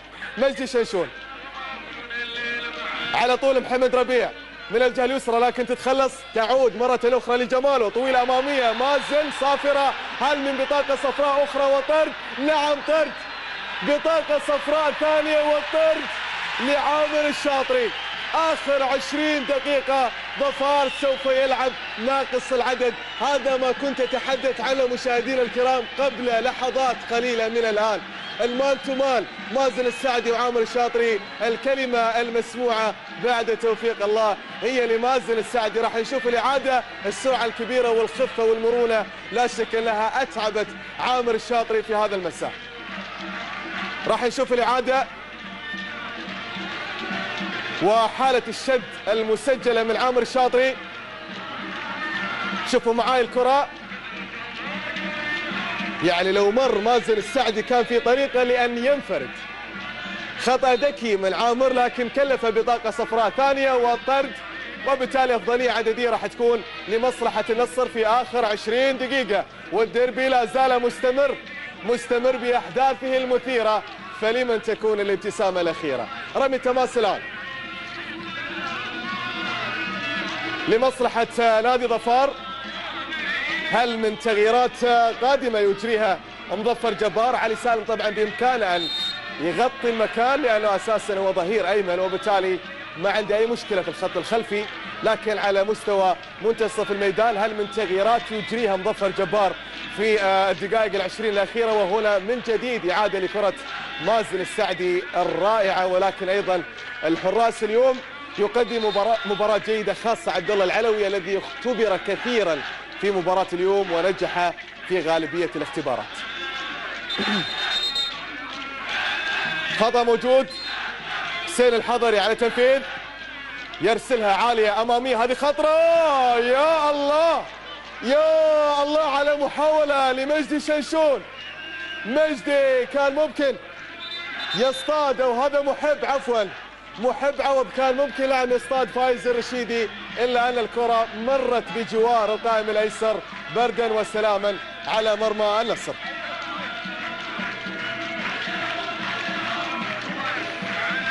نادر عوض الورقة القادمة بديلا لوليد السعدي. ظفر جبار يفكر في تأمين المناطق الدفاعية، وربما الآن أصبح التفكير في ركلات الترجيح، لأنه لا زال وقت يعني كبير متبقي على نهاية الوقت الأصلي، وبالتالي مظفر واضح توجهها الحفاظ على المناطق الدفاعية، وإذا نجح اللاعبين في خطف هدف من كرة ثابتة من هجمة مرتدة مثلا كان بها، وإن لم يحدث فركلات الترجيح ربما تكون الفيصل بين الفريقين في هذا المساء. جمال الآن إلى جمعة الجامعي، تعود لناصر شملي، نقلة لعزان، ظفار يتراجع بأكمله لملعبه، والكرة عالية أمامية منقولة لمازن السعدي، لكن طالت على مازن، وبالتالي في ركلة مرمى لمصلحة نادي ظفار. إذا نادر عوض ينزل بديلا لوليد السعدي. ظفر في توجيهات للاعبين، الرجل الخبير بكرتنا بطبيعة الحال، والذي يعرف جيدا كرة القدم العمانية، ويعني هو تكلم أساسا لما انتقد توقيت فترة الانتقالات الشتوية، ذكر بأنه هذا الانتقاد يأتي من الحرص ومن محبة لكرة القدم العمانية التي يعني لديها مكانة خاصة في قلب هذا الرجل. ويعني بالمناسبة المدربين العرب حاضرين بشكل كبير في دورينا، أتكلم عن الجولات الحالية المنتظرة، لأنه ربما تتغير أسماء أيضا تقدم المواعيد. نتكلم عن 5 مدربين عرب موجودين، مدرب مغربي وعراقي وتونسي ومصري وسوري، بالإضافة طبعا لإيطالي من أصل جزائري كيوا مدرب الخابورة، وإسباني من أصل مغربي الحديث عنه هشام جدران مدرب نادي النهضة. وبالتالي حضور المدربين العرب كبير في دورينا. عندنا 3 مدربين وطنيين موجودين، صبح السعدي مع النهضة، وليد السعدي مع الشباب، ومبارك سلطان مع الصور، بالإضافة لمدرب صربي ومونتينيغري وروماني وبوسني. هكذا هو إجمالي المدربين ال14 الموجودين مع أنديتنا، وفي انتظار قادم الأيام وقادم الأسابيع هل من تغييرات تكون حاضرة، أمر متوقع بطبيعة الحال، وهذا أمر للأسف عهدناه في أنديتنا في المواسم الماضية. من جديد الاختيار الغير موفق، واحيانا بعض المدربين ايضا لا يوفقوا بالرغم من نجاحات سابقه سجلوها في محطات مختلفه. 1-1 تستمر الامور اذا بالتكافؤ والتعادل بين الجانبين هنا في الديربي الكبير بين ظفار والنصر في دور 16 من الكأس الغالية، كأس جلالة السلطان المعظم لكرة القدم في نسختها 44 موسم 2015-2016. جمعة الجامعي الكرة معاه، يحاول يعدي امور، تغطية من نادر عوض، الكرة فيها صافرة وخطأ لمصلحة النصر، صافرة وخطأ لمصلحة النصر في مكان ممتاز للغاية. والآن نادر راح يسند علي سالم في الجهة اليمنى، لأنهم أدركوا أن المهمة صعبة للغاية في إيقاف مازن السعدي المتوهج في هذا المساء. والآن معاه جمعة الجامعي، تدخل كان حاضر وركلة حرة مباشرة في مكان خطير جدا. هل من جديد كرة لمصلحة النصر، كيم جوي هيون على تنفيذ الركلة الحرة المباشرة. عبد الله العلوي في توجيهات للحائط البشري. الربع ساعة الأخيرة مشاهدينا الكرام على نهاية اللقاء. كيم لمصلحة النصر، كرة في مكان خطير تلعب لكن عالية وبعيدة تماما، وبالتالي في ركلة مرمى لمصلحة نادي ظفار. شوف اللعبة مرة أخرى، حاول يعني يرسلها للزاوية البعيدة لكن ما مشت مع المحاولة الماضية، وبالتالي نعم ركلة مرمى عبد الله العلوي ياخذ وقته الكامل.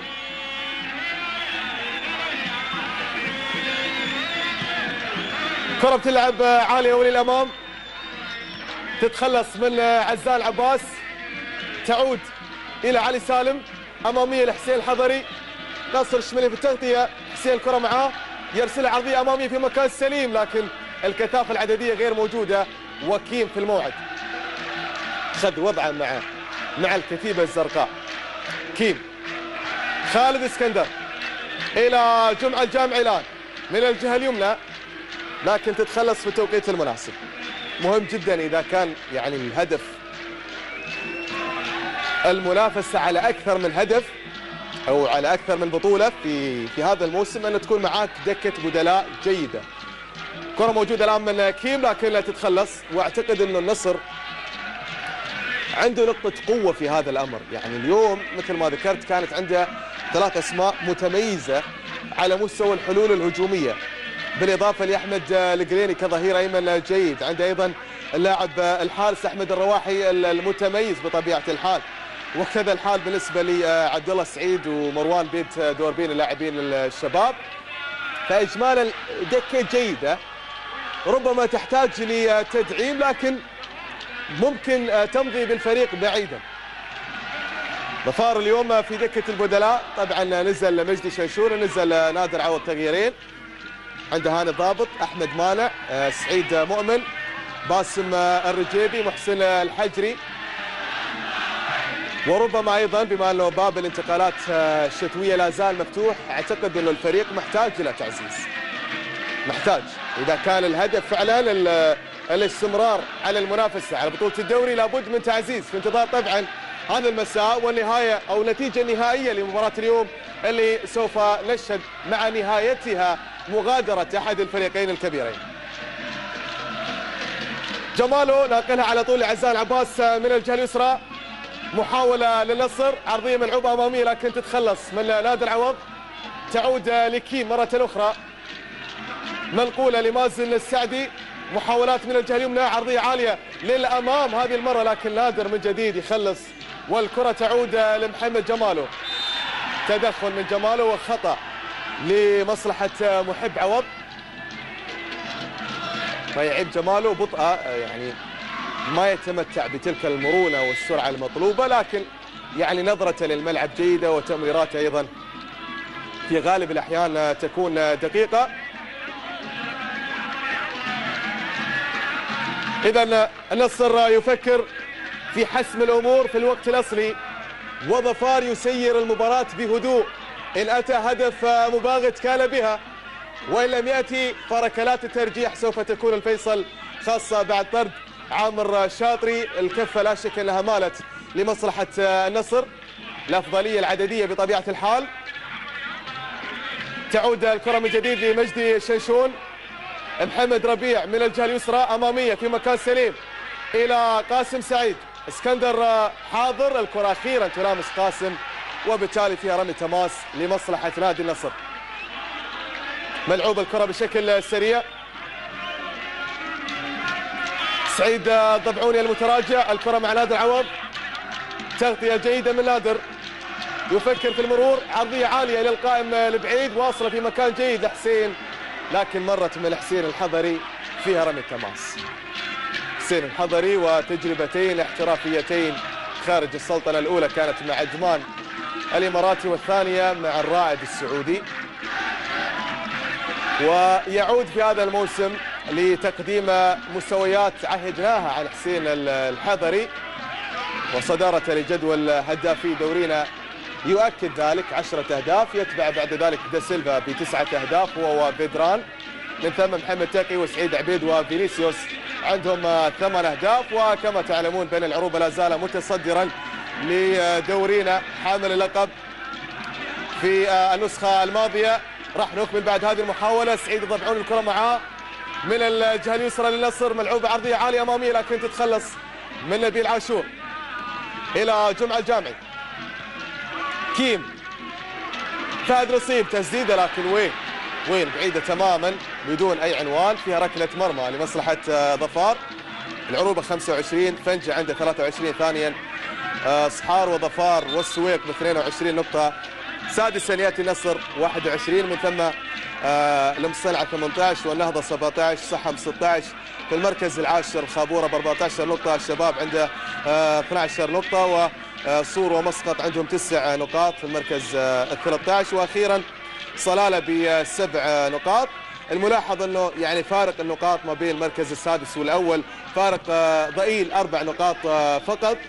هذا الأمر كالعادة يعني دورينا ما يميز حقيقة الإثارة اللي تحضر في النهايات. يمكن الموسم الماضي العروبة نوعا ما مبكرا حسمها، لكن المؤشرات حتى الآن يعني تدل على أن المنافسة الموسم هذا عفوا على بطولة الدوري راح تكون كبيرة جدا. ولكن نبقى مع مجريات وأحداث هذا اللقاء في الكأس الغالية. كرة ملعوبة عالية أمامية لمصلحة النصر، بالراس تنقل ولكن سهلة من جديد لمصلحة عبد الله العلوي.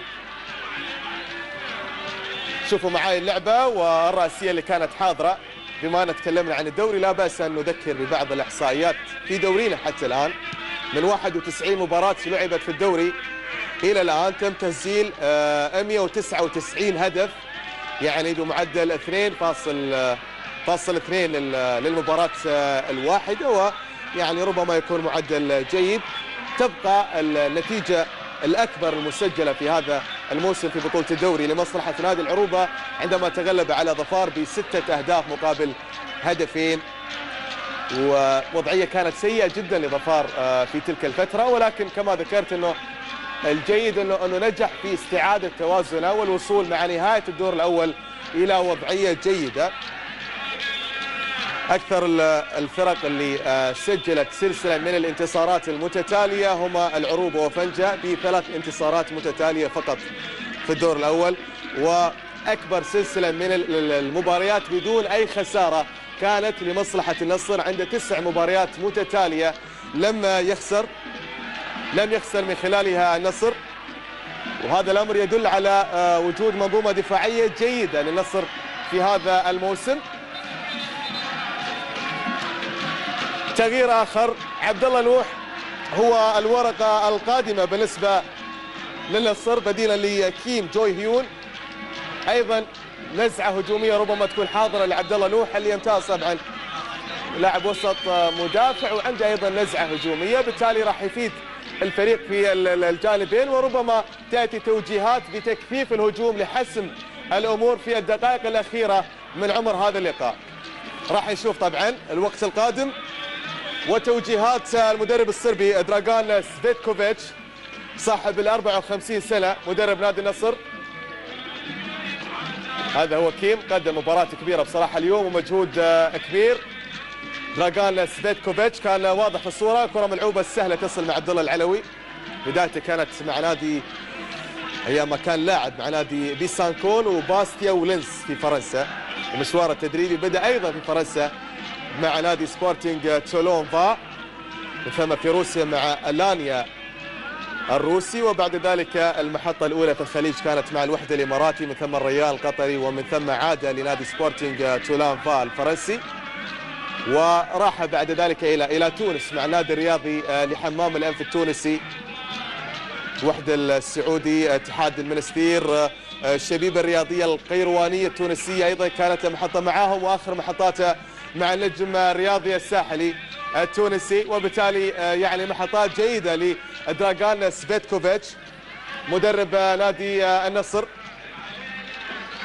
دوك إيمايل وضع الفريق في وضعية محرجة عندما رحل للمريخ السوداني بدون اختار النادي بذلك، يعني العذر كان انه رايح لإجازة بسيطة ومن ثم يعود. لكن عموما الأندية معرضة لحالات مثل هذه، يعني بعض المدربين واللاعبين اللي ما يلتزموا بعقودهم، لكن في النهاية أعتقد أنه هنالك شرط جزائي ونصر راح يحافظ على حقوقه. ولكن الأهم بالنسبة للنصراوية أن يوفق الفريق في العودة مرة أخرى للمنافسة على بطولة الدوري والكأس الغالية، بالإضافة أيضا لحضورهم في كأس مازدا للمحترفين. وكما ذكرت بأنه إلى الآن هو حاضر في هذه المسابقات 3 في انتظار الدقائق المتبقية من عمر هذا الديربي الكبير.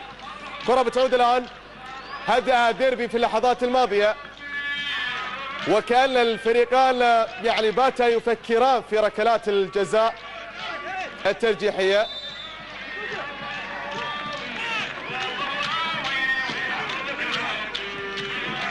كرة بتنقل لناصر شملي الآن. الدقائق الأربع الأخيرة مشاهدينا ومتابعينا الكرام من عمر الوقت الأصلي لشوط المباراة الثاني واللقاء بشكل عام. ناصر شملي، كرة بتلعب للجهة اليسرى هذه المرة جمعة الجامعي مع نادر عوض. جمعة الكرة معاه، ناقلها إلى عبد الله نوح. محاولات نصراوية تستمر. فهد نصيب إلى خالد اسكندر من الجهة اليمنى، مستمر المحاولة. خالد الكرة معاه، عبد الله نوح، جماله للأمام في مكان سليم. خطرة ضبعون يسدد ولكن العلوي يبعد. محاولة تستمر، عزال يحاول ولكن تتخلص من نادر عوض في التوقيت المناسب. تسديدة فعلا كانت قوية من الضبعوني، ولكن العلوي من جديد موجود في المكان المناسب. كرة بتعود الآن مازن إلى خالد اسكندر، أمامية في مكان جيد ولكن أيضا تتخلص وتعود في الجهة اليسرى. تدخل متهور من فهد نصيب. بطاقة صفراء ربما تكون حاضرة. علي سالم، معلش الهدوء يا علي. في النهاية يعني الحكم راح يتخذ القرار المناسب. هل تكون بطاقة صفراء أم حمراء؟ بالسلامة الحسين. بطاقة صفراء إذن. بطاقة صفراء لفهد. احتجاج من لاعبي ظفار، كانوا يطالبوا بطرد فهد نصيب. في الإعادة إفادة، وراح يشوف الإعادة لتدخل فهد في اللقطة الماضية. بالسلامة إن شاء الله لحسين الحضري. شوفوا معاي. لا لا لا لا لا لا يعني منتهى التهور بصراحة. وجهة نظر شخصية متواضعة. البطاقة الحمراء كانت مستحقة لفهد نصيب في اللقطة الماضية. نتكلم عن ما نراه وما نلاحظ أمامنا. عموما هكذا كان تقدير يعقوب عبد الباقي، ونترك الحسم في هذه الأمور للمختصين.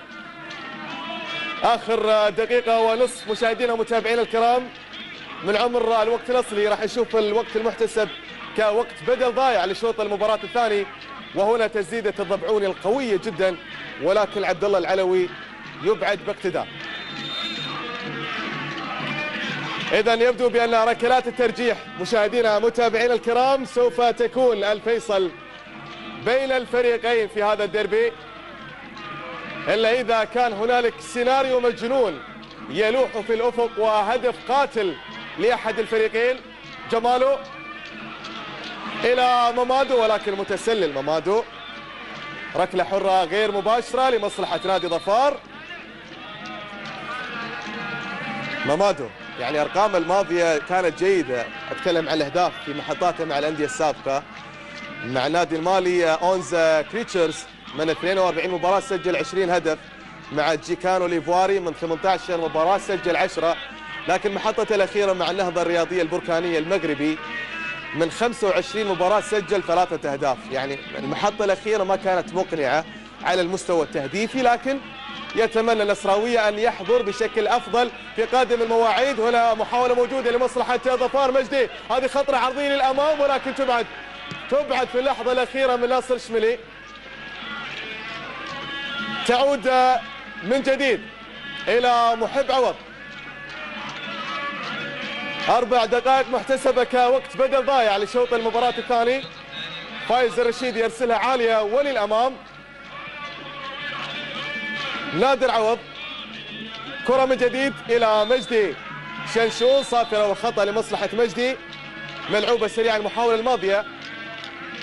هنا فهد نصيب، والبطاقة الصفراء طبعا اللي تحصل عليها بعد تدخله مع حسين الحضري. إلى سعيد الضبعوني. الجامعي مرة أخرى. محاولات نصراوية أمامية في مكان خطير. ضبعوني الآن للنصر في مكان سليم. ممكن جول. لابد من ظهور ولابد من هدف مجنون من مامادو الذي غاب وظهر بهدف قاتل. الله الله الله الله الله الله الله الله الله الله الله فعلها النصر، فعلها النصر، ويا لها من كرة في منتهى الروعة، فعلها الملكي في اللحظات الأخيرة في الوقت القاتل، عادوا من الباب الكبير. الله الله الله الله الله الله الله الله الله الله الله الله الله على شخصية بطل تحضر في اللحظات الأخيرة، الله على إصرار، على رغبة، على محترف ما أروعه، يظهر بشكل متميز في التوقيت المناسب. مظفر جبار زعلان والنصراوية في منتهى الفرح والسرور. الله الله الله الله الله الله. تساءلنا عن هدف مجنون، عن سيناريو مجنون، ويحضر عن طريق مامادو الذي تحدث عن معدل التهديف في سنوات مضت، يؤكد على كلامي ويقول ها أنا ذا، ها ذا، ويسجل هدف ما أجمله وما أغلاه بالنسبة للنصراوية في حال انتهت الأمور بهذه الصورة. الله على جنون كرة القدم، على روعتها، على جمالها، على فرحتها الكبيرة بالنسبة للنصر، وعلى صدمتها الكبيرة بالنسبة لظفار في هذه اللحظات. هل من ردة فعل خرافية تحضر من الزعيم فيما تبقى من لحظات أخيرة، أم يحسمها النصر بهدفه القاتل عن طريق مامادو؟ يا لها من مباراة ويا لها من تقلبات بعد أن كانت الكفة تميل لمصلحة ظفار وسيطرة وتقدم بهدف. أتى الطرد وأتى التعديل بعد ذلك للنصراوية، وأتى الهدف الثاني والعبور حتى الآن للدور ربع النهائي. يا لها من مباراة. الكرة بتعود الآن إلى خالد اسكندر، عالية أمامية، لكن من جديد نادر عوض في الموعد يتصدى ويبعد المحاولة الماضية. كرة بتعود إلى مجدي شنشون، آخر دقيقة من عمر الوقت المحتسب كوقت بدل ضايع. نبيل عاشور تتغير وتصل إلى محمد ربيع، مر محمد، الكرة معاه للزعيم حسين. الآن هذه خطرة في المكان السليم، ولكن تتخلص من فهد نصيب. فيها رمي تماس، فيها رمي تماس إلى محمد ربيع من جديد. قاسم الآن تفكير في خذوهات لكن ما تكمل، تعود لعبد الله نوح، محاولة من الجهة اليمنى لمازن السعدي رجل هذا المساء، كرة منقولة لسعيد الضبعوني، محاولة من الجهة اليسرى لسعيد ينقلها إلى عزان عباس. الثواني الأخيرة الآن، عزان نصراوية من الجهة اليسرى، عرضية من جديد للأمام، مامادو هذه خطرة، يسدد ولكن مرت بعيدة هذه المرة. 10 ثواني أخيرة تتبقى مشاهدينا الكرام على الختام، والنصر قريب جدا من العبور للدور ربع النهائي. شوفوا معي إعادة من جديد لكرة عزان في اللقطة الماضية وتسديدة مامادو. يا له من ارتقاء كان رائعا للغاية من هذا المحترف الأسمر الجميل الذي غاب طويلا في هذا المساء، ولكنه ظهر مؤثرا. لا أدري ما هو سر الغياب لنجوم هذا المساء طوال فترة اللقاء، ولكنهم ظهروا بأهدافهم باستثناء مازن السعدي الحاضر أمامنا. مجهود كبير بصراحة ورغبة كبيرة من هذا اللاعب اللي أراه من صنع الفارق بعد توفيق الله سبحانه وتعالى لمصلحة النصر. سجل التعادل، تسبب في طرد عامر الشاطري، ما رجح الكفة النصراوية وسجل الأفضلية العددية. محمد ربيع والثواني الأخيرة، هل من جديد يا زعيم؟ هل من جديد؟ صافرة يعقوب، مبروك، ألف ألف ألف مبروك للنصر، المرور والوصول للدور ربع النهائي من الكأس الغالية في نسختها 44. كان متأخرا في الشوط الأول ولكنه تعادل في الشوط الثاني وسجل هدفا حاسما عن طريق لاعبه مامادو ليصعد الدور ربع النهائي. ألف مبروك للنصر، هذا الحضور الجميل في هذا المساء الكبير، وهذا التفاعل الجميل من جماهيره أيضا، وهاردك لظفار الذي قدم شوطا أولا مميزا، ولجماهيره التي حضرت بشكل رائع للغاية في هذا المساء. ولكن كان لابد من فائز في هذا المساء، إن لم يكن في الوقت الأصلي لهذا اللقاء فركلات الترجيح كانت سوف تكون الفيصل. إجمالا المباراة كانت ممتعة حقيقة، خاصة في شوطها الثاني شاهدنا كرة قدم جميلة من الجانبين، رغبة وإصرار وإثارة ومتعة، وفي الخواتيم حسمها النصر ليستمر مشواره في الكأس الغالية. مشاهدينا متابعينا الكرام أينما كنتم، هكذا نكون قد وصلنا إلى الختام، وفي الختام تقبلوا تحياتي وتحيات طاقم العمل. الكلمة تعود من جديد للزميل العزيز جحنون الحضري.